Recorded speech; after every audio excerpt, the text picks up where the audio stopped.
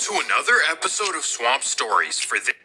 Man, what's up, man? What y'all on this shit? So, boom, what we doing basically is we going back to the gang files. I mean, the gang flags, because that'd be like one of our most, like, randomly searched, and it'd be one of the most YouTube searches we get, basically. That's one of the most serious we get right now in the algorithm. So if that's what y'all want, we're gonna keep getting it to y'all. Comment down below on the next people y'all want us to cover and shit like that. My bad, my nigga rolling his moon right. Nah, this should be. Nigga hand sticking and shit. Nigga got to down there concentrate on them. But anyway, shit, man, back to it. We ain't finna keep you waiting and shit like that. Man, like, subscribe, comment, man. You feel me? Watch God work, network, man. Let's go. Let's network together. If y'all do some shit that y'all feel like I need, or I do some shit like y'all feel like y'all need, come on, man. Let's work together. Let's network. You feel me? Ain't no big ass little U's, man. We all the same, bro. Let's go.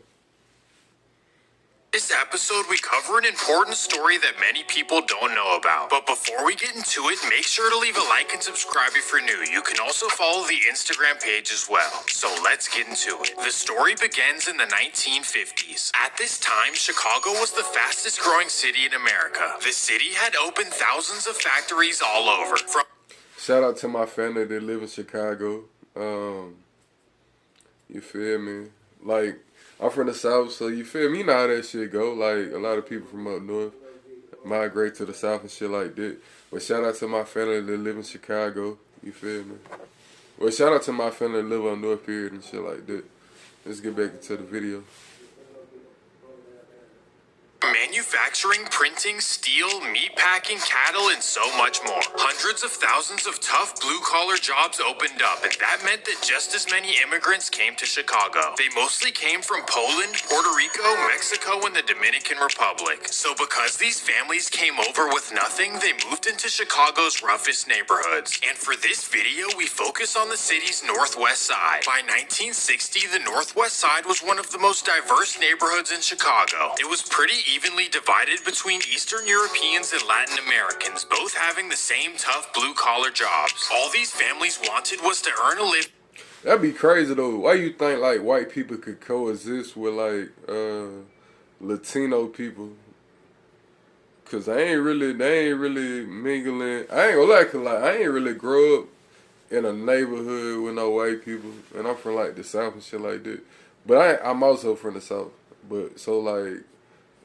And then you might have like that one or two white people that's kind of like sprinkled and shit like that.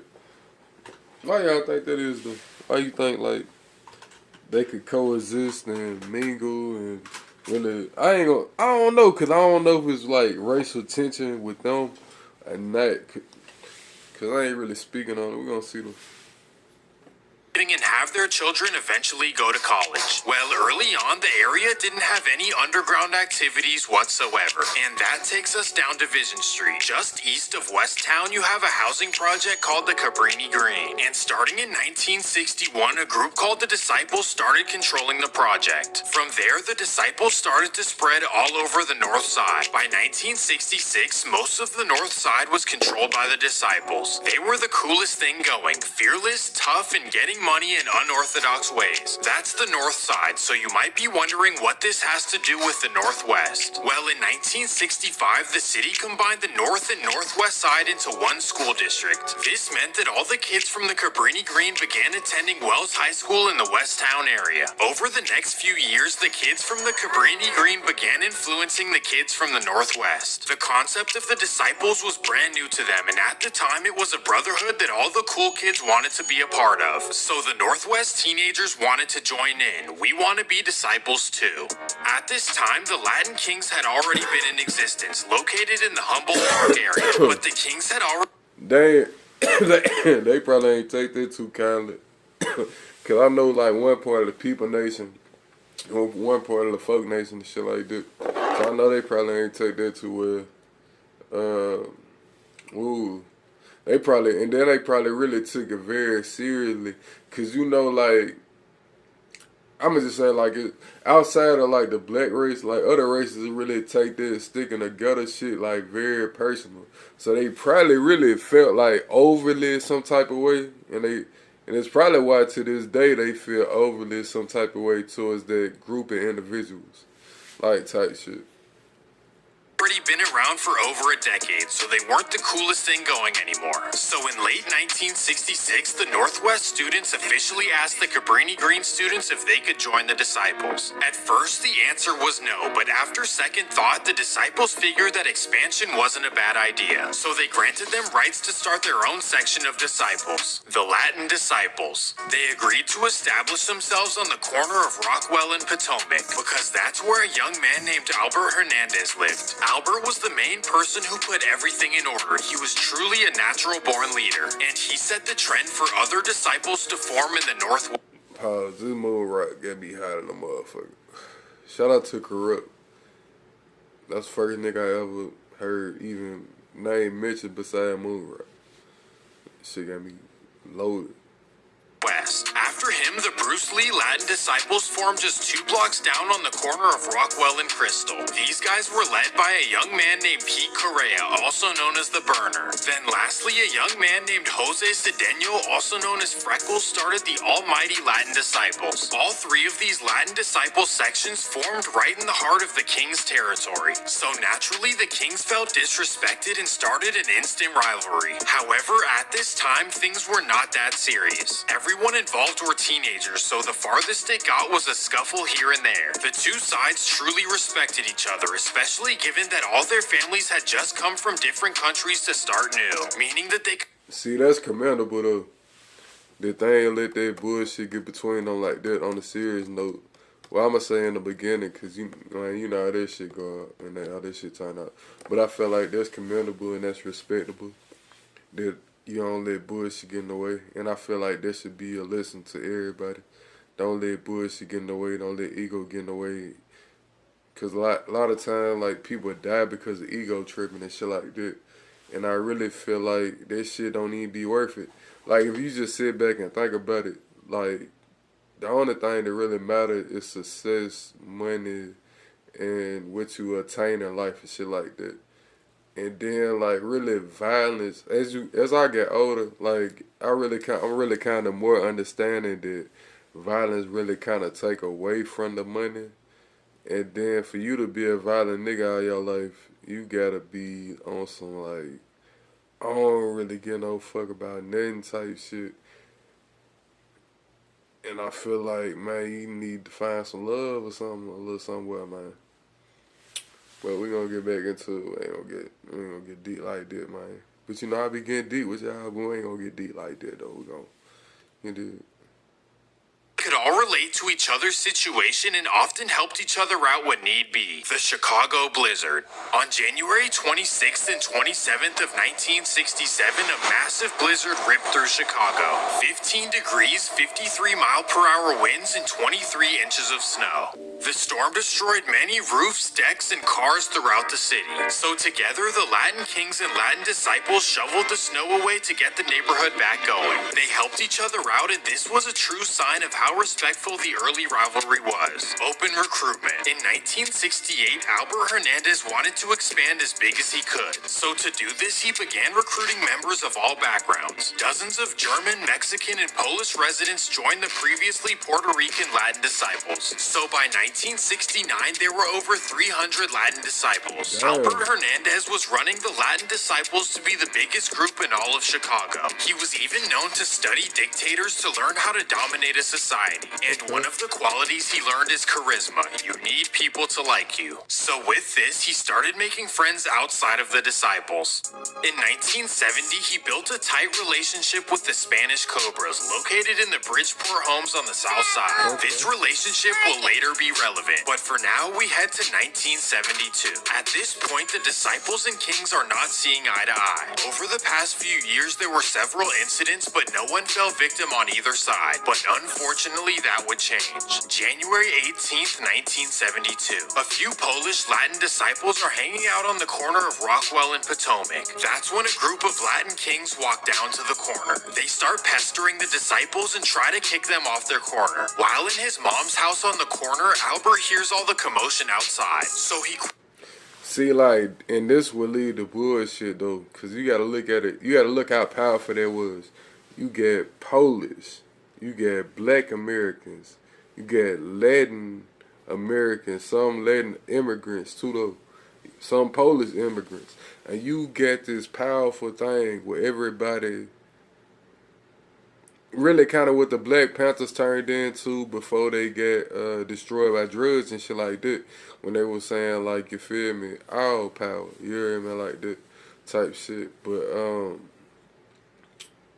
you had this strong, powerful movement, and just by ego and just little petty smile, they probably said some slick, weird shit. He probably felt some type of way, or maybe he said some slick, weird shit. Like, but smile shit, like this shit be over words that don't mean nothing when niggas don't really see the bigger picture. And I ain't even on no kumbaya, like no type shit like that. But if it don't make sense, it don't make sense. Like, you'll destroy a whole neighborhood for ego, and that shit don't make sense, man. And like, we'll go dummy behind this shit. We'll have war with a whole nother neighborhood, and we not even knowing, because it's because of some little really petty bullshit that really a whole nother nigga ego that you don't even know. And like, it really be some sad shit though at the end of the day type like, man. quickly runs outside to stand up for his guys. But unfortunately, the Kings brought more than their bare hands. This was the very first incident that started everything on the northwest side. Albert was truly loved by all the 300 plus Latin disciples. So after he passed away, they started referring to him as King Albert. But actually, before all that, the disciples knew that they needed revenge. At this time, respect and dignity were still being followed. That meant that the Latin disciples had to find out exactly who did it before they could get back. And just a month later, they found out who it was. February 15th, 1972. The Latin disciples head over to North Mozart Street, where the man they believe did it lives. They wait in their car until he and his friend come outside. From here on, things got completely out of control, and all the members knew this. The Latin Kings had structure, and without Albert, the disciples knew that they would lose. They quickly decided that structure needed to be implemented, so they began calling top members princes, and all of the Latin disciples had to follow the prince's orders. In the summer of 1972, they appointed Prince Diablo as their main leader. He led the Latin disciples while Pete Correa led Bruce Lee. However, in February of 1973, Pete Correa went down, and this would be monumental, but not for the reason you would expect. After his arrest, Pete Correa either jumped out of or was thrown out of the police station window. And at his trial, he stood up while the judge was speaking and started screaming his lungs out. He yelled that he's a maniac and started swearing at the judge. It may seem like a small deal, but because of him, this wild reputation stuck with the Latin disciples. So much so that everyone, including themselves, began calling them the maniac Latin disciples. And this reputation led them to taking over much of the Latin Kings' West Humboldt territory. See, that be that PTSD that people think is like funny and people think it's a game and shit like that. That be really traumatic. At that point, like, he really feel like that. He's standing on it. Cause at this point, everything he done suffered through is like he really truly feel like he a maniac. And that be like,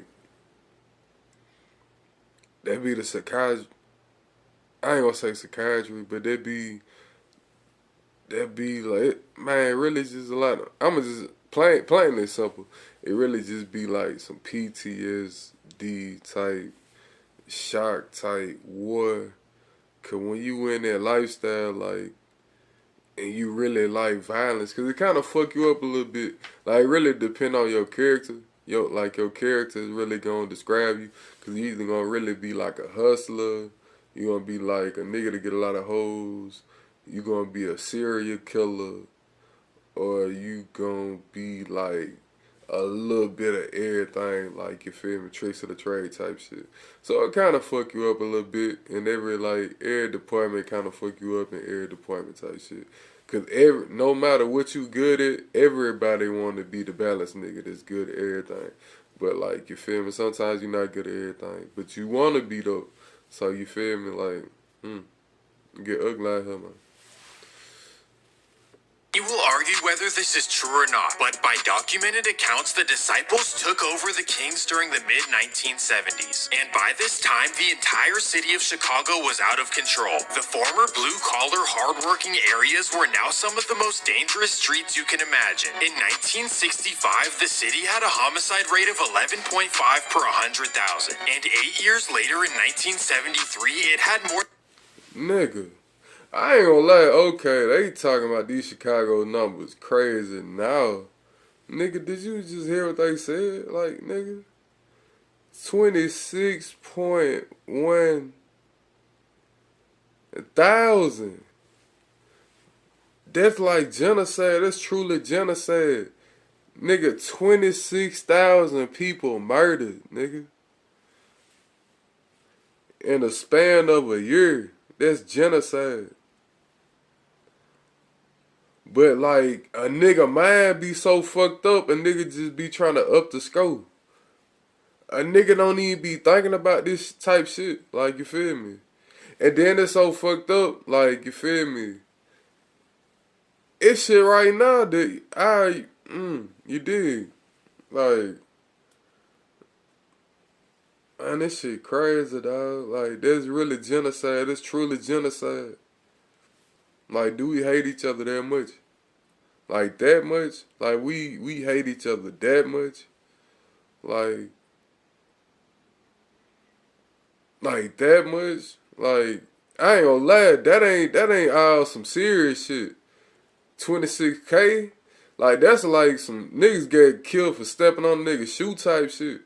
A nigga get killed for like, a nigga said, man, that nigga looking at me and just started firing on it. That's some random killing type shit. All that 26,000, that shit ain't personal. A nigga can't make me believe like 26,000 people dying, getting murdered in the hood and shit. All of them was personal. Like, a lot of them just on some fluke ass like bullshit though. Like, that shit crazy. Like, that shit ain't cool. Like, 20. Hey, man. Than doubled to 26.1. This was bad news and the entire city knew it. So during the 1970s, nearly 400,000 residents left the city for the safe suburbs. This left tons of abandoned houses and storefronts across the city's poorest neighborhoods. The streets had successfully taken over the city of Chicago, and the maniac Latin disciples had a big part in that. Well, let's fast forward to 1975. This is when they appointed their two new leaders, Ramon Vasquez, also known as Prince Chichi, and Jose Cedeno, also known as Prince Freckles. Together, these two were like Shaq and Kobe. Rumors say that they were generating hundreds and hundreds of thousands per year, and in the 1970s, this was life-changing money. However, they weren't the only ones getting money on the Northwest side, and that takes us to their main competition. Located in the Wicker Park neighborhood, a new group formed in the early 1970s. That would be the Insane Unknowns. These guys were completely nuts. Their main mission was to take out any leader who they saw as competition. It didn't matter if they had history or not. The Insane Unknowns wanted to build a wild reputation early on. Specifically, a young member named Miguel Vasquez, who was only a freshman in high school. Well, in August of 1978, Miguel was on a mission to make a name for himself. August 14th, 1978, Miguel Vasquez drives around the Latin Disciples area, and on the corner of... Bro, we be living life like it's a fucking video game, dog. That shit be crazy. Like, we really live life like this shit a video game. And, like, it really took me to this point in my life to really, like, peep that shit, like, and to really understand this shit. Like, bro, we be playing this shit like it's a fucking video game. Like, man, like... with no thought though. Like we don't be thinking about this shit with no thought. Like this shit just normal. Like this shit sad as fuck. Like this shit ain't cool. Like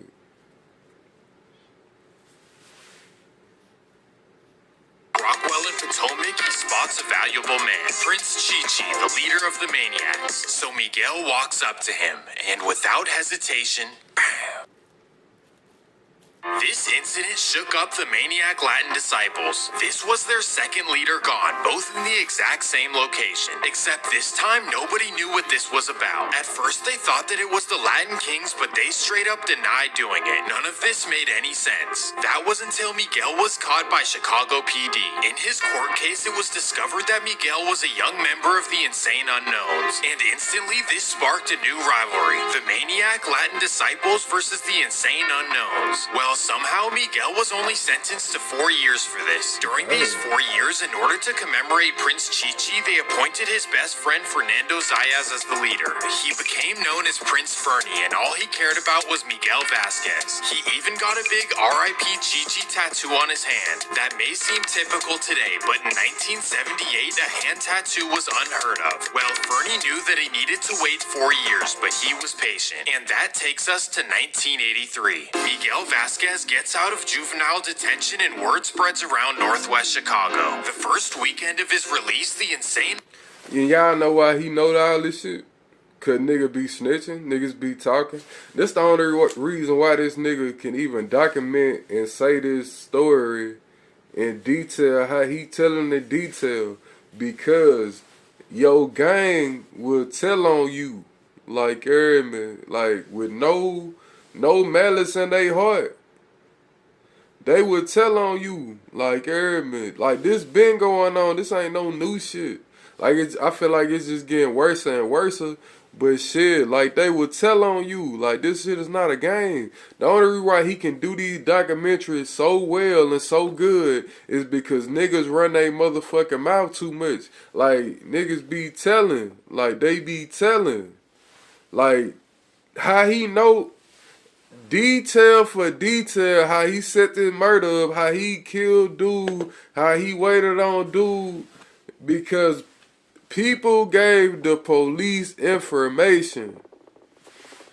You feel me? Like, understand that, too, like, Unknowns throw him a big party. Well, Prince Fernie gets word of this and he instantly gets angry. So he meets up with his right-hand man, Jose Baby Rodriguez. They take Jose's sister's car without her knowing and head up to the party's location. That would be way up north in the Andersonville neighborhood. This is an upscale neighborhood where you can usually lay low, but that's hard to do when the Latin disciples want you. July 1st, 1 a.m. Jose and Fernie arrive at the party location, 438 West Catalpa Street. There they see Miguel Vasquez watching an outdoor TV with his friends. So Fernie angrily gets out of his car and approaches. For a month after this, Prince Fernie and the Maniac Latin disciples assumed that they had gotten away with this. But later that next month, some insane unknowns came forward as witnesses. Long story short...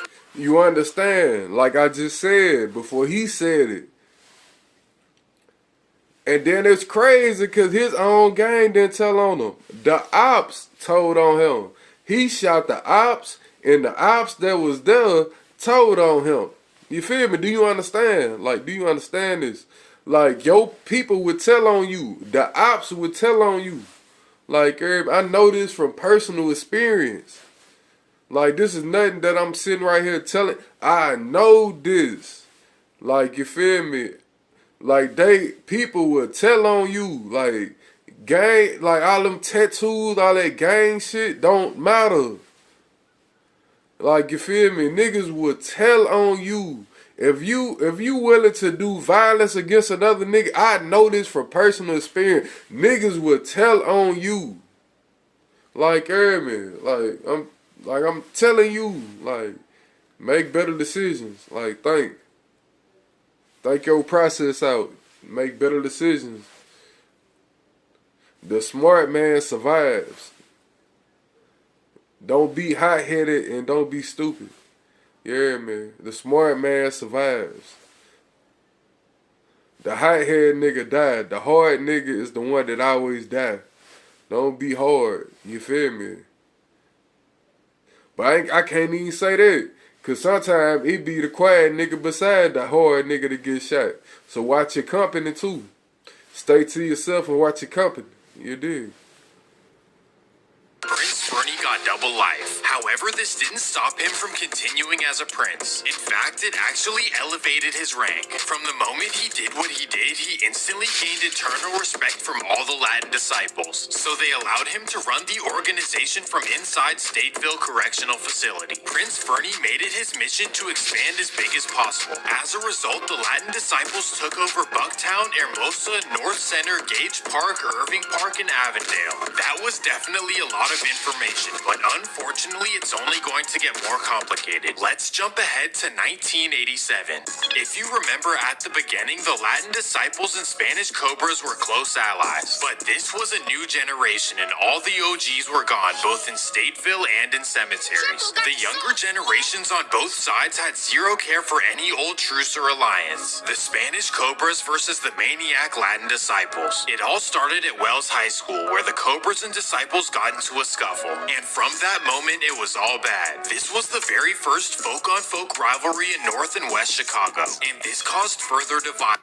I did not know both of them was part of the Folk Nation, cause I thought the Cobras, cause ain't there like some black Cobras is like under the 5 and shit like it.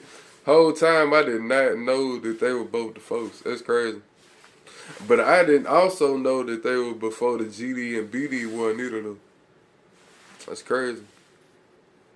With the Imperial gangsters taking sides with the Cobras. So essentially, the late 1980s consisted of the maniac Latin disciples against the Latin. Oh, but now they wasn't the other folk took the side of the Cobras. Oh, that's crazy. Okay, that's crazy. Latin Kings, Spanish Cobras, Imperial gangsters, and insane unknowns. The Latin disciples were truly the real EBK of Chicago. Over the next few years, there were countless incidents in every direction, and it got to the point where a truce was needed. Truce attempt number 1. The Latin disciples and Spanish Cobras decided that enough was enough, so they set up a meeting and called everything off. They even repaired their relationship and started getting money together like the old days, and this was a lethal mistake. In April of 1992, the Latin disciples accused a Cobra member named Orlando of selling them fake product. So the next day, they claimed his life. Well, it's safe to say that the truce was done, and because of this, the Cobras did an unforgivable deed. They joined together with the Insane Unknowns. On top of this, they began calling themselves the Insane Cobras. In response, the maniac Latin disciples did their own clicking up. They joined together with the Milwaukee Kings and the Latin Lovers. Altogether, they were the maniacs, and the other side were the Insanes. I know that all of this sounds silly, but there were actually serious consequences behind this. Every single day was chaotic in Northwest Chicago. You had to be extremely careful which streets you go down, because those could be the last streets you ever go down. It once again got to the point where the elders in the community demanded peace amongst the youth. So in February of 1994, they all got together. Truce attempt number 2. Roberto Clemente High School, 3 p.m. After school lets out, both sides decide to meet up. The maniacs and Insanes stand in front of each other to talk it out. That's when a Campbell Boys member shows the maniacs his hand, specifically a Latin Disciples member named Nelson Vargas, also known as Wolfie. A month prior, Wolfie had broken the Campbell Boy's hand in multiple places, leaving it completely destroyed. So the Campbell Boy puts his hand in his face and says, "Look what you did to me." Instantly, Wolfie breaks down laughing at. That's where structure come in at, because he shouldn't even been able to lead with his emotion. He should have been in the back being a soldier. That's what all this, hold on, it's getting a little darker. That's what all this,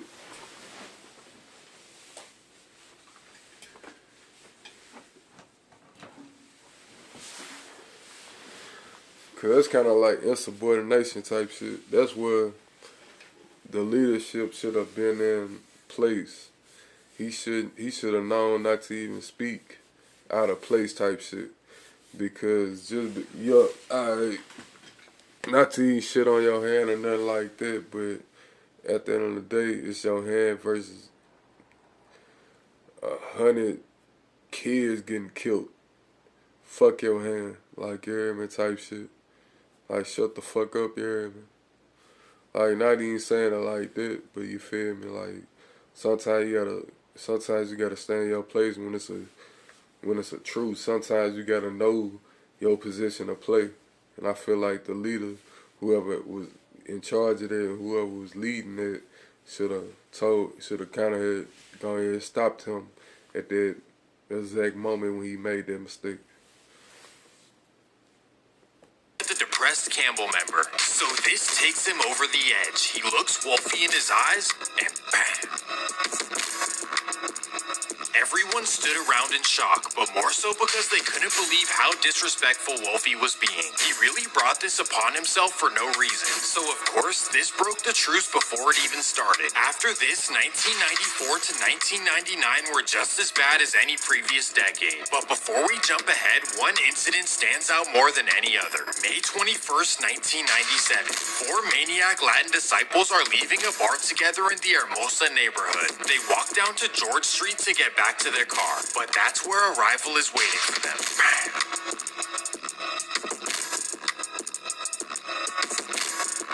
Directly after the incident, one of their fellow disciples named Jamie Hua drives around to see what happened. By the time he arrives, the police are already there. And because he's the only person around, they arrest Jamie for what had happened. Little did they know, Jamie lived in the area and the two guys were his close friends. Somehow though, Jamie received a double life sentence even though he had nothing to do with this. He didn't even have a tool in his possession, first of all. And who in their right mind would return to the scene after doing that? None of it made sense. However, it took the Illinois courts 21 years to reverse his convictions. I have to admit that sometimes I roll my... That's some bullshit. Like, they just took 21 years of this nigga life for going down the street checking on his partner them when they get shot. Like, see, like, the police will play a dirty game with a nigga just to show, cause like they'll really be dropping their nuts on a nigga and niggas be wondering why like we complaining this shit, cause police really be dropping their nuts. Like, yeah, man, like they dead though. Like,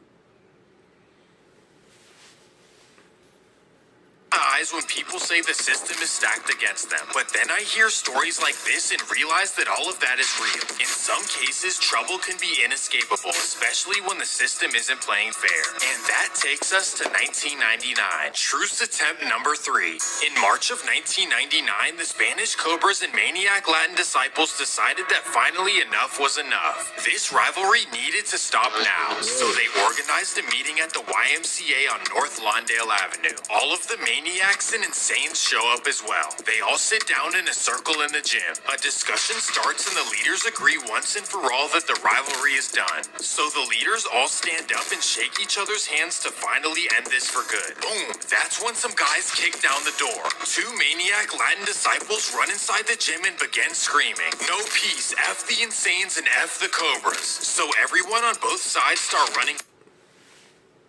nope. I ain't even on. Nope. For the exits. However, the Cobra's leader Carlito runs down a dead-end hallway, and that's where a Latin disciple named Thomas Outlaw Ross corners him. Carlito turns around and begs him to relax, but Thomas doesn't care. Bro, hell nah, fuck that. Like, we got to do better, bro. Like,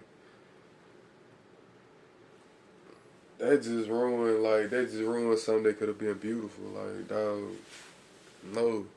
Some ego, you see what I'm saying? Like, ego, bro. Like, that shit ain't cool. That shit ain't cool to me. Anyway, like, ego, bro, like, you gotta let the ego go sometime, bro. Sometimes the shit be bigger than you. Sometimes the shit be bigger than the person. You feel me? It's about, ain't nobody bigger than the program, like the niggas in Kelly be saying. Like, sometimes that ain't about you. Sometimes it's about the people that's growing up in your community. Like, what about your community? Like, we can't sacrifice for the young niggas? Like, that what you tell them? We wouldn't get to a point in life where we be like, fuck them young niggas. They grow up, they supposed to be killing the ops. We gonna be like, fuck them. Come on, dog. Like, sometimes it ain't about you. Like, This frustrated the whole community and they lost hope. They thought to themselves that this awful rivalry will never end. And that takes us to the 21st century. The 2000s have represented major change for the northwest side of Chicago. Some call it gentrification and others call it neighborhood improvements. Either way, the neighborhood is completely different than it used to be. According to locals, starting in the early 2000s, the hipsters took over. That meant that luxury apartments and condos were built all over. So because of this, but we allow this shit. Like, you feel me? We keep the crime rate up. We keep the murder rate up. Like, we allow this shit. We allow this shit to happen. Like, this shit ain't cool. Like, they only able to come in our communities and take our shit because we not respecting the community. Like, we not respecting this shit. So we can't be sitting right here complaining about what they coming to doing. Like, they coming to take this shit because we not respecting this shit, dog. Like, come on, man. They gonna push us out of these cities, man, into these small counties and shit. Like, we going back to the country. You don't see what they doing. They pushing us back to the country, fool. Like, do better. Respect your community if you want them to respect you. Grind up, get money. Keep the money circulating in y'all community so you don't need the outside bullshit money from these folk. Like, come together, divide a plan.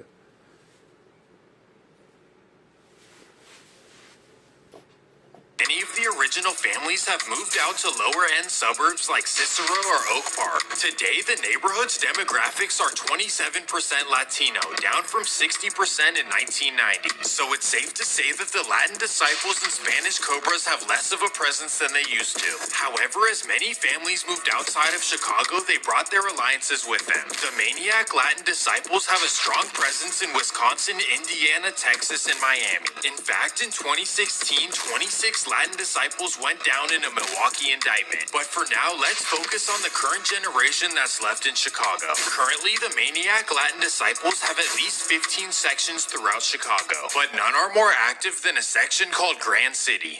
These guys are located on the corner of West Grand and North Springfield on the west side. Locals will tell you to avoid this area at all costs. This is worse than 63rd. Well, Grand City is represented by a rapper named LV the God. He blew up in 2016 with a bunch of songs with millions of views. One of them has nearly 9 million views. Well, Grand City is rivals with the Cobras and Kings, but that's not even their biggest problem. Instead, they have had issues with fellow Maniac Latin disciples. February 10th, 2015, a Grand City member named Jeremiah Neves, also known as Speedy, texts a fellow MLD named Jose Ruiz. He tells him to meet up with him to fight it out and then hang out and get food after. Recently, the two had gotten into it on Facebook, so this was a peace offering. At least that's what Jose thought. 4 p.m. They meet up at the El Taconazo restaurant. Speedy allegedly directs him behind the restaurant. And as they're ready to throw hands, bam!